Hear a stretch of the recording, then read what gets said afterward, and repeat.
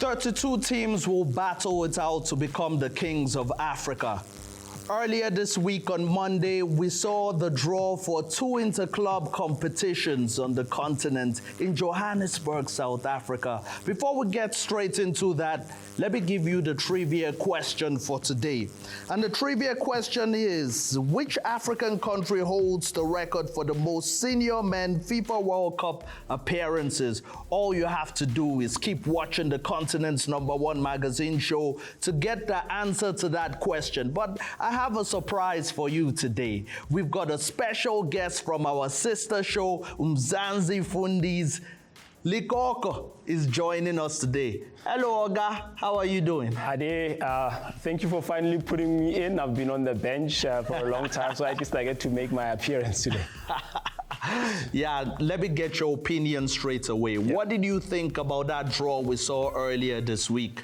When I looked at the Champions League draw before the last 2 teams, which is Berkane and the Pyramids from Egypt, I looked at it and I thought, this could potentially be one of the easier competition for the mainstay of the cup, your Al Ahly, your Mamelodi Sundowns. But then now Berkane got in, and it's meaning that they're leaving the Confederation Cup. And then also Pyramids, defending champion, they got in. So the Super Cup contenders, they got in, and it changed my mind a bit. And I was like, okay, maybe there's something there.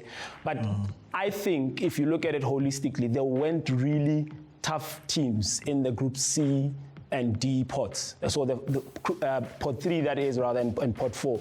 And then I look at the Confederation Cup and I said, it's open for the teams to take it, especially you look at teams that have a bit of history. Kaizer Chiefs they have history in the competition.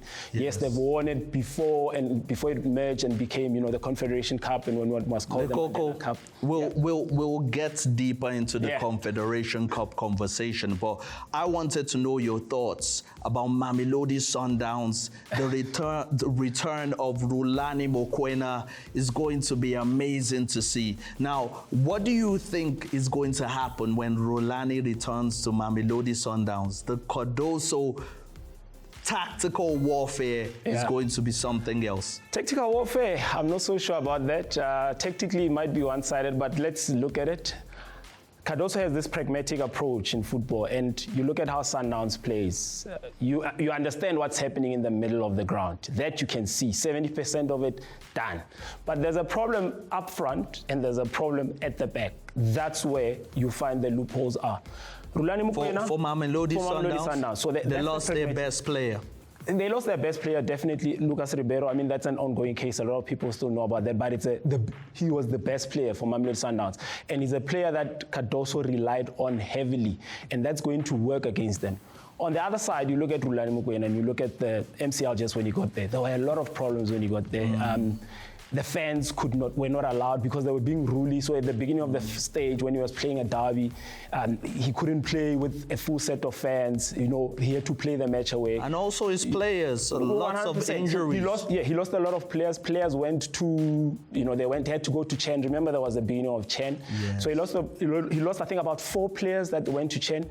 He sold one of his best, midfielders that went to Bulgaria, I think, if I'm not mistaken. Yes, he went to Bulgaria. Right. So a lot of factors worked against him, but if you look at it, they were playing to his strengths because that meant he had to call a lot of young players to get into his team.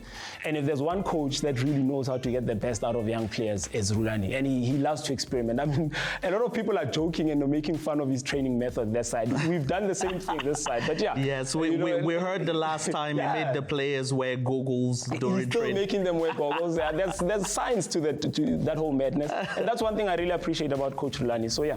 But I want to know from you, the return of the prodigal son, the fact that he knows Mamelodi Sundowns as a club inside out, is that going to work in his favor? It definitely will work in his favor. I mean, the man has been there in the first team 2016 up until 2023. So he really knows the culture. There's a lot of players that he'll understand. He'll exploit their weak points. But also don't take away the fact that he's played Cardoso twice, and Cardoso has beaten him in both those occasions. So as pragmatic as Cardoso could be in his approach, one could argue and say it gets the job done, especially playing against a coach such as Rhulani, a coach who's willing to experiment. Cardozo doesn't have time for experiments. All he wants is the score line. Anything else, we'll discuss it later. And as he said, he just wants to make bolognese. So get the man his meat, he's sorted. Okay, let's talk about the other teams in that group. Al Hilal from Sudan. We can't underestimate them. It feels like all the strife in the country has really, really motivated them, gotten the best out of them. And also St. Louis Lupopo, we know what they did to Orlando Pirates. Yeah, that's the highlight for this campaign of the Champions League. But Al Hilal, I want to talk about Al Hilal. I mean, if you were to ask me on any other day, I would give them a proper chance of advancing from this group. But this time around, I'm not so sure.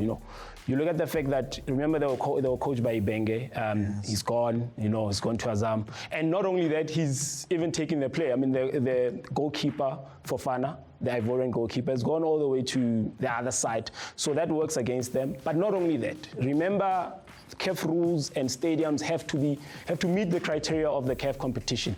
And what they've ensured is that teams play in suitable conditions. So that forced the team to go play outside. They played Mauritania last season. Yes. This time around, it looks like, I saw a headline somewhere, it looks like they want to move around again, going to play in Rwanda. So in essence, you've set up a base and you're good. You have a base in Mauritania and you're playing. Yes. And now you still have to find a new base. You would think that if you found a home away from home, you still carry on with that home away from home. So it's going to work against them, the fact that so I do not see them making it out of this group. So what about St. Louis Lupopo? What do you have to say to our Orlando Pirates viewers out there still suffering from post-traumatic stress? Yeah, post-traumatic stress of Mukoko. Well, a lot of Pot 4 teams, they've been weak this time around. With the exception of Kabili, that's coached by Zimbabwe. You look at St. Lupopo is one of the teams that has pedigree that's from a Pot 4. So you would have wanted to avoid it in your team. So don't underestimate that team. There's a possibility that they might cause an upset. You also look at their league where they play. I mean, they play against TP Mazembe in the league, but they're always there amongst the top. They have history. So this, as much as I see Mamelodi Sundowns progressing from here, I do see MCL just progressing because the only other competition is going to be, St. Lupopo, and I don't think they'll have the legs to carry them through. Lekoko, thank you so much for joining us. You must come back again, my friend. African football, bread and butter. Yes, and for all the viewers watching at home, please keep watching because we have a very interesting second segment for you. It gets even better. Stay tuned. We're out here at the Mzanz Fan Parade to celebrate SA Sports betting heroes. It's Smooth, who backed the boys to extend their 10-game winning streak. And Sarah, who went all in on an innings win. Yes, JP, who betted that we would slot a match-winning penalty. It doesn't matter who you are or how you bet. Together, we are Mzanz. Are you with us? Yeah!